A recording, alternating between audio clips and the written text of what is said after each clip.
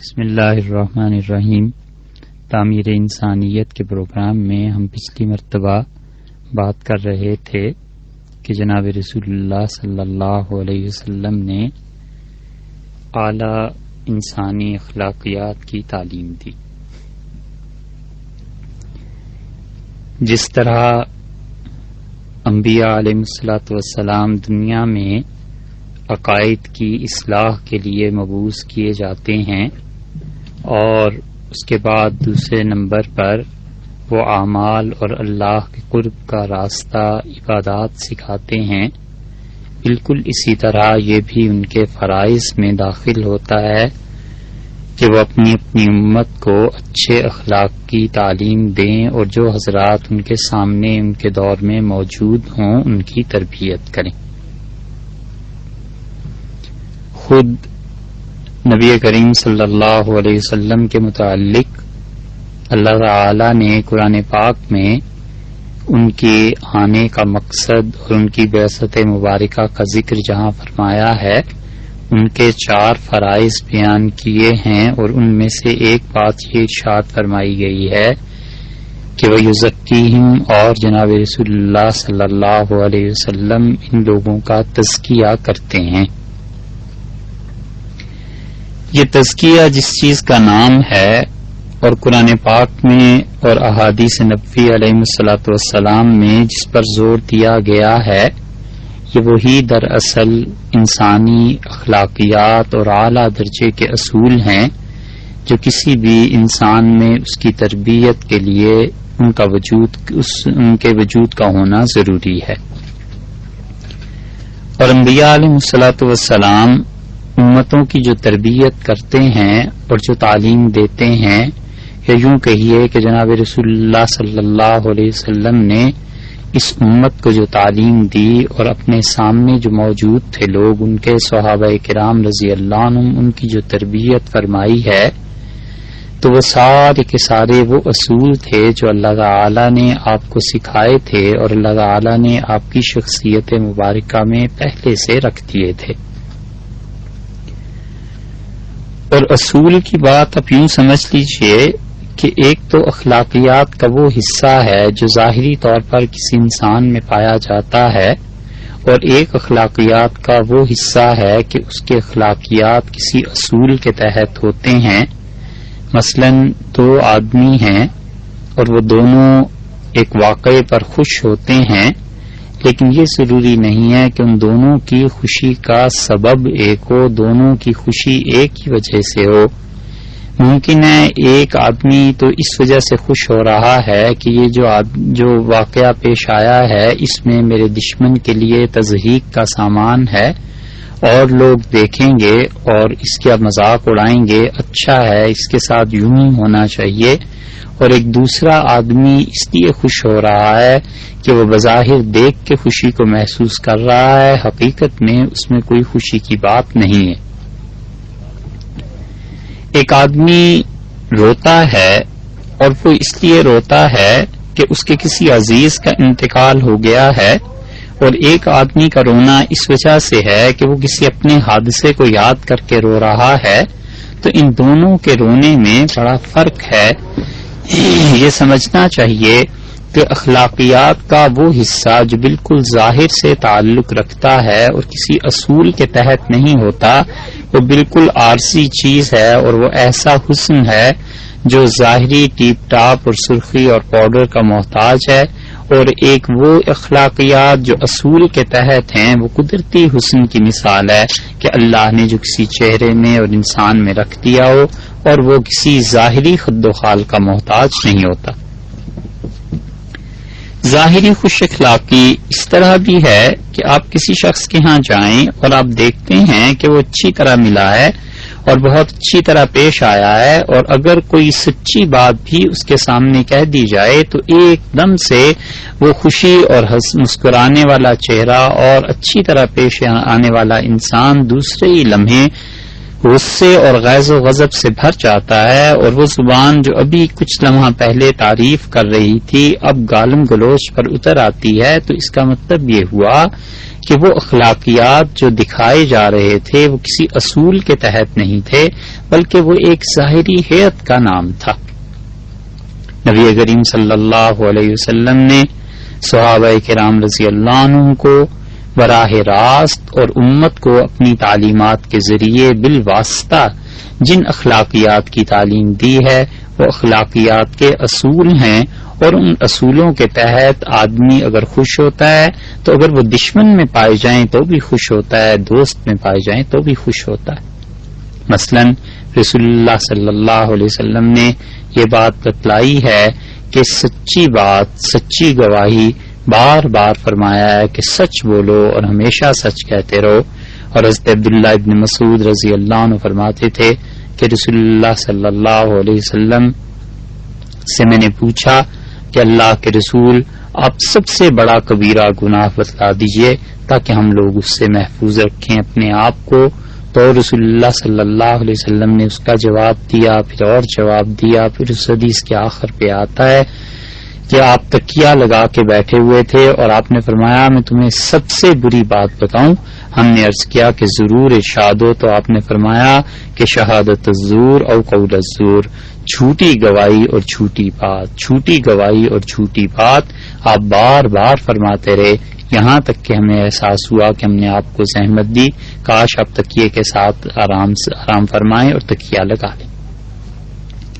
اب اسے ایک مثال میں دیکھیے کہ اگر کوئی شخص جھوٹ نہیں بولتا اور توبہ کرتا ہے اس سے تو اس پر خوشی ہونی چاہیے۔ ایک باپ ہے، اسے خوشی ہونی چاہیے کہ میرے بیٹے نے جھوٹ نہیں بولا اور جھوٹی گواہی نہیں دی۔ اب اگر وہ اخلاقیات کسی اصول کے تحت ہیں اس انسان کی اور اسے پتا چلے کہ اس کے دشمن نے بھی جھوٹی گواہی نہیں دی ہے، اگرچہ اس گواہی کی زد مجھ پر پڑی ہے مگر میرے دشمن نے جھوٹ نہیں بولا، تو اصولی اعتبار سے اسے خوشی ہونی چاہیے کہ معاشرے میں سچائی ہے، اگرچہ اس گواہی کی زد میں آ گیا ہوں مگر میرا دشمن صحیح اس نے جھوٹ بولا ہے۔ ایسی ہی خوشی ہونی چاہیے جیسے اپنے بیٹے کے سچ بولنے پر خوشی ہوئی تھی۔ یہ اصول کی اخلاقیات ہیں، اور اگر اصول نہ ہو تو پھر یوں ہوتا ہے کہ جب وہ جھوٹ کوئی بھی انسان کی زندگی میں سامنے آئے، وہ جھوٹ اپنے بچوں نے بولا ہے تو انسان اس کی تعویل اور توجیہ کرتا ہے کہ کیا کریں، زمانہ ایسا ہے، وقت ایسا ہے، بیٹے کو مجبوری پیش آ گئی تھی، جی کیا کریں، مصلحت ہے۔ اور وہی جھوٹ اگر کسی اس کے دشمن میں پایا جائے تو وہ سارے شہر میں اس کو اچھالتا ہے، پھر وہ کہتا ہے کہ دیکھیے کیسا زمانہ آ گیا ہے، اور دیکھیے لوگ کیسا جھوٹ بولتے ہیں، اور دیکھیے لوگ کیسی جھوٹی گواہیاں دینے لگتے ہیں۔ سوال یہ پیدا ہوتا ہے کہ اگر یہ جھوٹ اتنا ہی قابل نفرت ہے تو جب اپنے بیٹے میں یہ پایا گیا تب نفرت کا اظہار کیوں نہیں ہوا، اور جب دشمن میں پایا گیا تو تب نفرت کا اظہار کیوں ہوا؟ اس کی وجہ یہ ہے کہ اپنا نفس اس بات پر خوش ہوتا ہے، اور انسان اپنے نفس کے مکر سے کبھی بھی آزاد نہیں ہو سکتا جب تک کہ اللہ کی خاص فضل و رحمت اس کے ساتھ نہ ہو، اور جب تک کہ انسان کی تربیت نہ ہوئی بھی ہو۔ اس کا نفس اسے یہ سکھاتا ہے کہ دیکھو تمہارے بیٹے نے اگرچہ جھوٹ بولا ہے مگر ٹھیک ہے، اپنا مفاد ہے، اور تمہارے مخالف نے جھوٹ بولا ہے اور وہ جو جھوٹ بول رہا ہے ٹھیک ہے، اس کو اگر ہم بلند کریں گے، لوگوں تک پہنچائیں گے تو اس سے دشمن کی مزید تضحیق کا سامان پیدا ہوگا۔ یہ اخلاقیات کی تفریق ہے۔ تو معلوم یہ ہوا کہ جو آدمی اخلاقیات میں خود اپنے نفس کا غلام ہو اسے معلوم ہی نہیں ہے کہ اخلاقیات کس چیز کا نام ہے۔ اسی لیے نبی کریم صلی اللہ علیہ وسلم نے اخلاقیات کے معاملے میں اتنی زیادہ اہمیت کا احساس دلایا کہ حضرت معاذ رضی اللہ عنہ وہ شخص تھے جنہیں یمن کے لیے رسول اللہ صلی اللہ علیہ وسلم نے خود روانہ کیا تھا، اور یمن کے لیے جب وہ جا رہے تھے وہاں کے حکمران قاضی بن کے، تو نبی کریم صلی اللہ علیہ وسلم نے آخری بات جو ان سے ارشاد فرمائی، حضرت معاذ رضی اللہ عنہ کہتے ہیں کہ وضعت رجلی، میں نے اپنا پاؤں رکاب میں ڈال دیا اور میں اپنی سواری پر بیٹھ گیا، اور رسول اللہ صلی اللہ علیہ وسلم نے مجھ سے ارشاد فرمایا کہ دیکھو لوگوں سے اچھے اخلاق سے پیش آنا،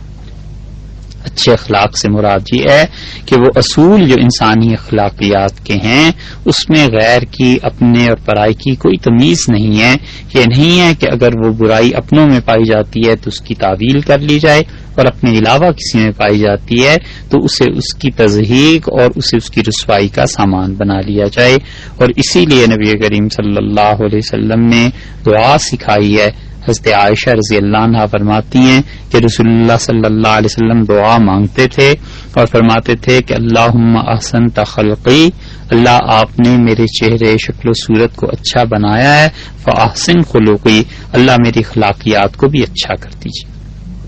مسند احمد کی روایت میں آتا ہے کہ نبی کریم صلی اللہ علیہ وسلم نے اہتمام سے یہ دعا فرمائی کیونکہ انسان جس طرح ظاہری شکل و صورت ہے اور وہ حسن اور خوبصورتی اور بدصورتی کے کوئی معیار ہوتے ہیں، بالکل اسی طرح انسانی روح بھی داغدار ہو جاتی ہے برے اخلاقیات سے، روح کا چہرہ بھی بگڑ جاتا ہے، فطرت مسخ ہو جاتی ہے. ہوتے ہوتے انسان انسانیت کے دائرے سے نکل کے حیوانات کی بستی میں جا گرتا ہے، یہاں تک کہ حیوان بھی پناہ مانگتے ہیں کہ ایسے برے تو ہم بھی نہیں تھے جیسا یہ انسان ہے. یہ سب کی سب چیزیں ایسی ہیں جو روح سے تعلق رکھتی ہیں.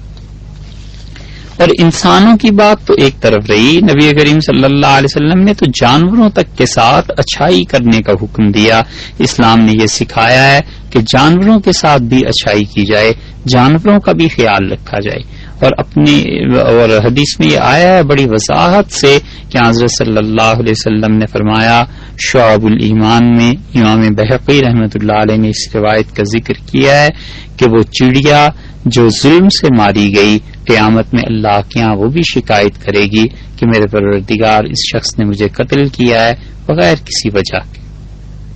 گوشت کھانا وجہ ہے، کسی نے کسی چڑیا کا شکار کیا ہے، ایک چھوٹے سے پرندے کا، اسے ذبح کیا اور کھایا، یہ تو کوئی سبب ہے. اور یہ سبب کہ محض دل لگی کے لیے اور محض خوشی کے لیے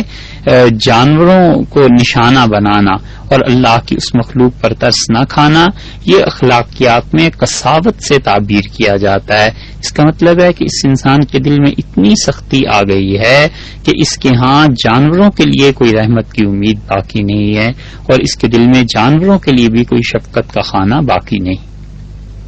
بغداد کا جب سقوط ہوا ہے تو اس سقوط کی تاریخ سے پہلے کہ مسلمانوں پر آپ نظر کریں تو وہاں کتنے لوگوں کا تاریخ میں ذکر ملے گا کہ انہوں نے اپنی جائیداد پراپرٹی وقف کر دی کہ ہماری اس زمین سے جتنی فصل اور جتنا غلہ اگتا ہے یا جتنا منافع اس سے وصول ہوتا ہے اس کو چڑیوں کے لیے خرچ کیا جائے. ایسے بھی مل جائے گا کہ انہوں نے کہا اسے جنگلی جانوروں پر خرچ کیا جائے. مسلمانوں میں اتنا مخلوق کے ساتھ تعلق اور اللہ کی ساری مخلوق کے لیے گویا وہ ایک رحمت کی صورت بن کے بادلوں کی طرح برسے تھے. وہ جانوروں تک کے ساتھ اچھا سلوک کرتے تھے. حدیث میں آتا ہے بعض صحابہ کرام رضی اللہ عنہم کے متعلق کہ وہ اپنے جانوروں کے لیے خاص طور پہ وہ خوراک لاتے تھے جو ان کو پسند ہوتی تھی. بلیوں کے لیے وہ خوراک بازار سے خرید کے لاتے تھے جو بلیاں رغبت سے کھاتی تھیں. اس کی وجہ یہی ہے کہ خدا کی رحمت میں سے ایک حصہ جانوروں کے جو متعلق ہے اللہ نے ان کے پاکیزہ قلوب کو اس سے بھر دیا. ابو داؤد میں ایک روایت ایسی آتی ہے کہ نبی کریم صلی اللہ علیہ وسلم ایک مرتبہ ایک باغ میں تشریف لے گئے اور ایک اونٹ کی آواز آئی اور وہ اونٹ اتنا اونچی آواز میں گویا کہ وہ رو رہا تھا. اور نبی کریم صلی اللہ علیہ وسلم جب اس کے پاس پہنچے ہیں تو صحابہ کرام رضی اللہ عنہ کہتے ہیں ہم نے اس کی آنکھوں سے آنسو ٹپکتے ہوئے دیکھے اور آپ اس کے قریب گئے اور جس طرح جانوروں کو پیار کیا جاتا ہے، ہاتھ پھیرا جاتا ہے، تھپ تھپاتے ہیں، آپ نے ایسے ہی فرمایا. اور پھر اس کے بعد آپ نے کہا کہ یہ کس کا اونٹ ہے؟ عرض کیا گیا کہ فلاں انصاری نوجوان کا. تو آپ نے اس نوجوان کو بلایا اور آپ نے فرمایا کہ دیکھو اس نے تمہاری شکایت ہم سے کی ہے اور تم اس کو انک تجیعہ، تم اسے بھوکا بھی رکھتے ہو، وتدعبہ، اور تم اس سے مشقت زیادہ لیتے ہو، اس کی طاقت سے زیادہ کام لیتے ہو. اور پھر نبی کریم صلی اللہ علیہ وسلم نے انہیں سمجھایا کہ اس جانور کا تم پہ کیا کیا حق بنتا ہے، اور اس اونٹ کو لے کے وہ روانہ ہو گئے۔ حضرت صلی اللہ علیہ وسلم کے ساتھ جانوروں کا کلام کرنا یہ وہی چیز ہے جو قرآن پاک میں حضرت سلیمان علیہ السلام کے متعلق آئی ہے کہ انہوں نے فرمایا تھا کہ علمنا منطق الطیر، ہمیں پرندوں کے آوازیں سمجھنے کی صلاحیت اللہ نے دی ہے، یہ علم اللہ نے دیا ہے۔ اسی طرح حضرت صلی اللہ علیہ وسلم کو بھی معجزات کے اعتبار سے علم حاصل تھا کہ جانوروں کی باتیں بسا اوقات آپ سمجھ میں آتی تھی معجزانہ طور پر۔ تو آپ نے اس اونٹ کی شکایت اس کے مالک تک پہنچائی کہ تم اس کے ساتھ صحیح رویہ رکھو، تو یہ جانوروں کے ساتھ ہے۔ اس سے ہم لوگوں کو سبق یہ ملتا ہے کہ رحمت اور شفقت اور نرمی یہ اخلاقیات کا وہ حصہ ہیں جو ہر انسان میں لازمی طور پر ہونی چاہیے، اور خاص طور پہ اگر کوئی شخص یہ کہتا ہے کہ وہ مسلمان ہے اور اسلام کا دعویٰ کرتا ہے تو اسلام نے تو ان ساری تعلیمات پر بہت زور دیا ہے۔ حضرت ابو ہریرہ رضی اللہ عنہ کی روایت میں آتا ہے ترمذی میں کہ نبی کریم صلی اللہ علیہ وسلم کے پاس ایک شخص آیا اور اس نے شکایت کی کہ میرا دل بہت سخت ہے۔ تو آپ نے اسے دو باتوں کا حکم دیا۔ آپ نے فرمایا کہ امسح راس الیتیم، یتیم بچوں کے سر پر ہاتھ پھیرا کرو، اور آپ نے ارشاد فرمایا کہ اطعم المسکین، اور مسکینوں کو کھانا کھلایا کرو تو تمہارا دل نرم پڑ جائے گا۔ تو دو باتوں میں پہلی بات یہ ارشاد فرمائی کہ یتیم کے سر پہ ہاتھ پھیرو، تو ظاہر ہے کہ کوئی بھی انسان جب یتیموں کے سر پہ ہاتھ پھیرے گا تو اس کے ذہن میں لا محالہ یہ جذبہ پیدا ہوگا کہ کل کو میرے بچے اگر یتیم ہو جائیں گے تو ان کے سر پہ بھی کیا کوئی ہاتھ پھیرنے والا ہوگا یا نہیں ہوگا۔ اور اسی طرح انسان اپنی زندگی کے بارے میں غور کرے گا کہ میرے والد کے اٹھ جانے کے بعد میرے سر پہ بھی کسی نے ہاتھ رکھا تھا یا نہیں، اور اگر نہیں رکھا تھا تو آج مجھے کسی کے سر پہ ہاتھ رکھنا چاہیے۔ اس سے لامحالہ دل میں نرمی کے جذبات پیدا ہوں گے۔ اور دوسری بات یہ ارشاد فرمائی کہ اطعم المسکین، کہ مسکینوں کو، غریبوں کو کھانا کھلاؤ۔ اس کھانا کھلانے کو اسلام میں بہت اہم مقام دیا گیا ہے۔ نبی کریم صلی اللہ علیہ وسلم نے متعدد روایات میں یہ فرمایا ہے کہ تم سلام کرو ہر اس شخص کو جسے تم جانتے ہو اور جسے نہیں جانتے، اور یہ فرمایا ہے کہ کھانا کھلاؤ جو بھی تمہارے پاس آ جائے۔ اور کھانا کھلانے کے متعلق اللہ تعالی نے بھی قرآن پاک میں ارشاد فرمایا ہے کہ یطعمون الطعام علی حبہ، اور وہ ایسے لوگ ہیں جو مال کی محبت کے باوجود اس مال کو خرچ کر کے کھانا خرید کر لوگوں کو کھلاتے ہیں۔ کس کو کھلاتے ہیں؟ مسکینم و یتیمم و اسیرا، مسکینوں کو کھلاتے ہیں، یتیموں کو کھلاتے ہیں، قیدیوں کو کھلاتے ہیں۔ ہم غور کریں ہم میں سے کتنے لوگ ایسے ہیں جنہوں نے کبھی کھانا پکوا کے جیل میں بھیجا ہو تاکہ ہم قیدی کھانا کھائیں اور قرآن پاک کی اس آیت پر ہم عمل کر سکیں۔ ہم میں کتنے فیصد لوگوں کی تعداد ایسی ہے جنہوں نے یہ سوچا ہو کہ اس موسم میں جتنے پھل مارکیٹ میں آئے ہیں خدا نے مجھے توفیق دی ہے کہ میں اپنے گھر میں لے جاؤں اور میں اپنے گھر میں کھاتا ہوں اور میں اس کو اپنے ہمسایوں کو بھی بھیجوں کہ ان کا بھی حق بنتا ہے۔ حضرت عبداللہ بن عمر بن العاص رضی اللہ عنہ نے اپنے گھر میں بار بار اپنے بیٹوں سے اور خدام سے کہا کہ ارے یہ جو تمہارا یہودی پڑوسی ہے اسے مت بھولنا، یہ جو سالن پکا ہے اس میں سے بھی دو۔ تو ایک بیٹے نے ادب سے عرض کیا ان کا ابا ان کا کتنا حق بنتا ہے، آپ بار بار آپ فرما رہے ہیں، ہم یقیناً ان کا خیال رکھیں گے۔ تو انہوں نے کہا میرے بیٹے نبی کریم صلی اللہ علیہ وسلم نے فرمایا تھا جبریل امین نے مجھے اپنے ہمسایوں کا خیال رکھنے کی اتنی مرتبہ تاکید کی ہے کہ مجھے یہ گمان ہونے لگا تھا کہ سیورثہ کہ آئندہ سے شاید یہ بھی حکم آ جائے گا کہ اپنے ہمسایوں کو وراثت میں بھی حصہ دیا کرو۔ اور اب غور کیجئے وہ ہمسایہ ان کا وہ یہودی تھا، غیر مسلموں کے ساتھ، یہودیوں اور عیسائیوں کے ساتھ اسلام نے یہ سکھایا ہے کہ اگر وہ تمہارے پڑوسی ہیں تو بھی ان کا حق بنتا ہے، اس حق سے کسی طور پر صرف نظر نہیں کیا جا سکتا۔ اور پھر خاص بات جو نبی کریم صلی اللہ علیہ وسلم نے اس میں ارشاد فرمائی ہے کہ تم یتیم کے سر پر ہاتھ پھیرا کرو، تو اصل بات یہ ہے کہ انسانی نفسیات کا یہ اصول ہے کہ کوئی کیفیت جب انسان میں پیدا نہ ہو رہی ہو تو پھر اس کے آثار اور احوال پر غور کرنا چاہیے۔ جس طرح ہم بچوں کو کہانیاں سناتے ہیں رات کو سونے سے پہلے، ماں باپ کوئی بھی کہانی سناتا ہے اور وہ اچھی کہانی سناتا ہے تاکہ یہ میرا بیٹا یا بیٹی بڑے ہو کر اس طرح کے اخلاقیات کو سیکھیں یا اس طرح بن سکیں. تو وہ اچھے آثار کو سنانے کا مقصد یہی ہوتا ہے کہ جب یہ بچے بڑے ہو جائیں گے تو ان اچھے اخلاقیات کو حاصل کریں گے. اور صوفیہ جو ذکر کی کثرت پر زور دیتے ہیں وہ بھی در حقیقت یہی چیز ہے کہ جب کوئی آدمی بار بار اللہ کا نام لے گا تو لا محالہ اس کے دل میں اللہ کی محبت پیدا ہوگی. جب کوئی یتیم کے سر پہ بار بار ہاتھ پھیرے گا تو اس کے دل میں یقیناً رحمت کی صفت پیدا ہو جائے گی. اسی طرح کوئی انسان جب کثرت سے نیکی کے کام کرے گا اور ان آثار کو پر غور کرے گا، ملاحظہ کرے گا، تو اس انسان میں وہ نیکی کی کیفیات آہستہ آہستہ آنا شروع ہو جائیں گی. تو اس لیے حضرت صلی اللہ علیہ وسلم نے اسے 2 کام کرنے کا حکم دیا، ایک یتیم کے سر پہ ہاتھ پھیرنے کا اور دوسرے کھانا کھلانے کا. قرآن کریم میں ایک جگہ آیا ہے، اللہ تعالی نے فرمایا ہے وما ادراک ما العقبہ،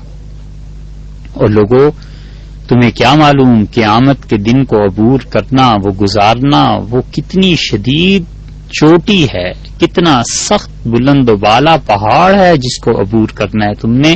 اور وہ عبور کیسے ہوگا؟ اللہ تعالی نے فرمایا فک رقبۃ، جب تم ان لوگوں کی گردنیں آزاد کراؤ جو قرض کے بوجھ میں پھنس گئے. اسی وجہ سے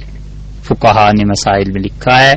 کہ زکوٰۃ کا سب سے افضل، اعلیٰ اور اچھا مصرف یہ ہے کہ کسی انسان نے کسی سے قرض لے لیا ہے اور وہ اس میں پھنس گیا ہے، اپنا قرض ادا نہیں کر سکتا، تو اس کا قرضہ اس زکوٰۃ کی رقم سے ادا کر دیا جائے. تو سب سے افضل مصرف زکوٰۃ کا یہ ہے کیونکہ اس انسان کی جان چھٹ جائے گی. اللہ تعالی نے فرمایا وہ قیامت کے دن کا پہاڑ تم طے کر سکو گے فک رقبۃ، جب تم لوگوں کی گردنیں قرضوں سے آزاد کرو. اور وہ تعامن یا اس طرح آزادی مل سکے گی تو کہ تم کھانا کھلاؤ یتیموں کو اور مسکینوں کو، کھانا کھلاؤ گے تو تمہیں قیامت کے دن یہ سب چیزیں کام دیں گی کہ تم پہاڑ پر چڑھ سکو گے، پہاڑ کو عبور کر سکو گے. یہ تمام چیزیں سہارا بن جائیں گی. آپ کبھی غور کیجئے، بچہ جب چلنا شروع کرتا ہے تو کتنا ضعیف اور لاغر ہوتا ہے، ٹانگوں میں پوری طرح قوت اور جان پڑی بھی نہیں ہوتی، تو وہ دیوار کا سہارا لے کے، چارپائی کا سہارا لے کے چھوٹے چھوٹے قدم اٹھاتا ہے. بالکل اسی طرح گناہوں کے ہاتھوں قیامت کے دن مجبور، بے بس اور کمزور ہو جائیں گے لوگ، اور اس وقت یہ کھانا کھلانا، اس وقت لوگوں کے قرضوں کی ادائیگیاں یہ کام آئیں گی، اور اللہ تعالیٰ اپنی رحمت کے ساتھ لوگوں کو اس سہارے سے آگے لے جائے. اسی لیے رسول اللہ صلی اللہ علیہ وسلم نے اخلاقیات کے جو بنیادی اصول اور قواعد ارشاد فرمائے ہیں ان میں سے یہ بات ارشاد فرمائی ہے کہ اس کا مفہوم یہ ہے کہ انسان اصول پر عمل کرے اور اخلاقیات سب کے لیے یکساں رکھنی چاہیے. یہ نہیں ہے کہ اپنوں میں اور دوسروں میں اور، جب لینے کے باٹ ہوں تو وہ اور تولنے کے لیے دوسرے کے باٹ ہوں تو وہ اور. جب اپنے لیے کوئی کام آ جائے اور وہ چاہے کیسی غلطی پر مشتمل ہو اس کی تعویل اور توجیح کر لی جائے، اور وہی چیز جب دشمن کرے تو اس کی تصدیق کا سامان بنا لیا جائے. ترمذی کی روایت میں آیا ہے نبی کریم صلی اللہ علیہ وسلم نے فرمایا لا تکونوا امعا، لوگوں ایسے مت بنو کہ تم جوابی طور پر اخلاقیات میں لوگوں کے ساتھ معاملات کرنے لگو. اور لوگ کہتے ہیں کہ آپ نے فرمایا لوگ کہتے ہیں کہ جو ہمارے ساتھ اچھا کرے گا ہم اچھا کریں گے، جو برا کرے گا برا کریں گے. آپ ہمارے معاشرے میں دیکھیے یہ جملہ کتنی جگہ سننے میں آئے گا کہ جو ہمارے ساتھ اچھا ہے ہم بھی اچھے ہیں، جو برا ہے تو ہم اس سے بھی برے ہیں. پچھلے تو یہ کہتے تھے کہ جو برا ہے ہم اس کے ساتھ برے ہیں، اب کہتے ہیں کہ جو برا ہے ہم اس سے بھی بڑھ کر برے ہیں. الیاذ باللہ، یہ اسلام نے تو تعلیم نہیں دی، یہ تو رسول اللہ صلی اللہ علیہ وسلم نے نہیں سکھایا. یاد رکھنا چاہیے کہ گناہ ہی ہوتا ہے، مگر جب حیثیت بدل جائے تو گناہ شدید سے شدید تر ہو جاتا ہے. کافر ایک گناہ کرتا ہے، یقیناً گناہ ہے اس کا، اور وہی گناہ جب مسلمان کرے گا تو گناہ زیادہ شدید ہے، کیونکہ اس نے تو اسلام کو پڑھ رکھا ہے، سمجھ رکھا ہے، اسے پتا ہے کہ اللہ نے اس چیز سے منع فرمایا.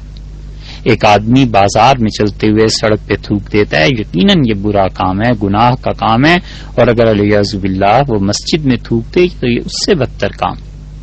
ایک آدمی جھوٹ بولتا ہے اور بھری دوپہر میں جھوٹ بولتا ہے، یہ جھوٹ یقیناً گناہ ہے، اور یہی آدمی اگر عصر کی نماز کے بعد جھوٹ بولے گا تو وہ زیادہ گناہ ہے، کیونکہ عصر اور مغرب کے درمیان کا وقت اللہ کے قرب کے اوقات میں شمار ہوتا ہے۔ اللہ تعالی کا قرب رات اور دن میں سب سے زیادہ تہجد کے وقت میں ہے، اور اس کے بعد عصر اور مغرب کے درمیان کا وقت اتنا پاکیزہ ہے کہ اللہ کا قرب اس میں حاصل ہوتا ہے۔ تو اب جب جھوٹ بولے گا تو زیادہ گناہ گار ہو جائے گا۔ تو کوئی اور کہے کہ لوگ اچھے ہیں تو ہم بھی اچھے ہیں، وہ برے ہیں تو ہم بھی برے ہیں، یہ تو بری بات ہے ہی ہے۔ مسلمان ہو کر یہ کہے کہ ہم اس سے بھی زیادہ برے ہیں، الیاذ باللہ۔ نبی کریم صلی اللہ علیہ وسلم نے تو فرمایا تھا کہ تم یہ کہو لا تکونوا اما، کبھی ایسے نہ کہنا، تم کہو کہ جو اچھا ہے ہم اس کے ساتھ اچھے ہیں، اور جو برا ہے ہم اس کے ساتھ بھی اچھے ہیں۔ یہ حضرت صلی اللہ علیہ وسلم نے تعلیم دی ہے، کیونکہ اگر اچھائی کے مقابلے میں اچھائی، یہ تو فطری اصول ہے، اور اگر برائی کے مقابلے میں اچھائی کرتا ہے تو وہ اعلیٰ فطرت کا، اعلیٰ انسانی اخلاقیات کا ایک سبق اور مثال فراہم کرتا ہے۔ حضرت صلی اللہ علیہ وسلم نے یہ تعلیم نہیں دی ہے کہ جوابی اخلاقیات ہو جائیں، بلکہ فرمایا جو ہمارے ساتھ برا ہے ہم اس کے ساتھ بھی اچھے ہی۔ اب اسے مثال سے سمجھنا چاہیں تو یوں سمجھیے کہ ایک آدمی کو کتا کاٹ لیتا ہے تو کیا آدمی بھی کتے کو کاٹے گا؟ دونوں میں فرق ہے،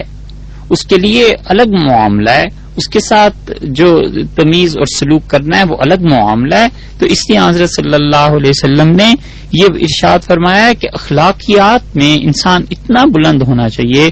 کہ پریڈکٹیبل ہونی چاہیے بات کہ اس انسان کے ساتھ کچھ کر لو، یہ اپنی ایک خاص روش سے نہیں ہٹے گا، یہ انسان یا معاف کرے گا یا احسان کرے گا۔ اور اسی لیے حضرت صلی اللہ علیہ وسلم نے جن 3 آدمیوں کے متعلق بڑی شدید وعید سنائی ہے اور بہت شدید الفاظ استعمال کیے ہیں، آپ نے فرمایا کہ 3 آدمی ایسے ہیں قیامت کے دن نہ تو اللہ تعالیٰ ان کا تزکیہ کرے گا، اور نہ خدا کی رحمت کی ان پر نظر ہوگی، اور نہ خدا ان کے ساتھ کلام کرے گا۔ بہت بڑی سزا ہے کہ کوئی انسان قیامت کے دن اس سے محروم رہ جائے کہ اس کا پروردگار اس سے بات کرے، اور بہت بڑی سزا ہے کہ اللہ کی نظر رحمت اس انسان پر قیامت کے دن بھی نہ ہو۔ یہ 3 آدمی کون سے ہیں؟ حضرت صلی اللہ علیہ وسلم نے فرمایا ایک بوڑھا آدمی جو بدکاری کے کام کرتا ہو، ایک جوان آدمی برا کام کوئی کرتا ہے بدکاری کا، تو یہ کہہ سکتے ہیں کہ اس پہ جذبات کا غلبہ تھا، اس سے غلطی ہو گئی، قابل معافی ہے، مگر یہ ہے وہ بھی گناہ مگر قابل معافی۔ اور ایک جو بوڑھا ہو گیا ہے اور اس کی ہمت اور قوت ان معاملات میں ختم ہو گئی، اب وہ بھی اس گناہ میں شریک ہونا چاہتا ہے۔ اور آپ نے فرمایا ایک دوسرا آدمی جھوٹا بادشاہ، ایک عام آدمی جھوٹ بولتا ہے وہ بھی گناہ ہے، مگر بادشاہ وقت جھوٹ بول دے، حکمران جھوٹ بولے، اے سی ڈی سی اور اتنے بڑے عہدوں کے لوگ جھوٹ بولیں، یہ اور بدتر گناہ ہے۔ اس لیے کہ ایک عام آدمی کو تو کوئی مجبوری بھی پیش آ سکتی ہے، اس کو اختیارات ہیں، اس کو کس نے کہا ہے کہ جھوٹ بولتا رہے؟ اور تیسرا آدمی نبی کریم صلی اللہ علیہ وسلم نے فرمایا وہ غریب متکبر ہے کہ غربت کی وجہ سے اس انسان کے گھر میں فاقہ پڑا ہوا ہے، اور وہ اتنا متکبر ہے کہ کسی کو خاطر میں نہیں لاتا، کسی سے بات نہیں کرتا، حالانکہ جو آفت اس پہ آئی ہوئی ہے اس کا تقاضا جھکاؤ تھا، نرم پڑ جانا تھا، مگر اس نے فطرت کے خلاف ان چیزوں کو استعمال کیا۔ تو اسی طرح جب کوئی انسان بد اخلاقی کا مظاہرہ کرتا ہے تو وہ اس فطرت سے گویا کہ گریز کرتا ہے اور ہٹتا ہے جو فطرت اللہ نے انسانوں کے لیے رکھی تھی۔ اللہ تعالیٰ آپ کو اور ہمیں اچھے اخلاق سے نوازے، اور اللہ تعالیٰ ہمیں برے اخلاقیات سے اپنی پناہ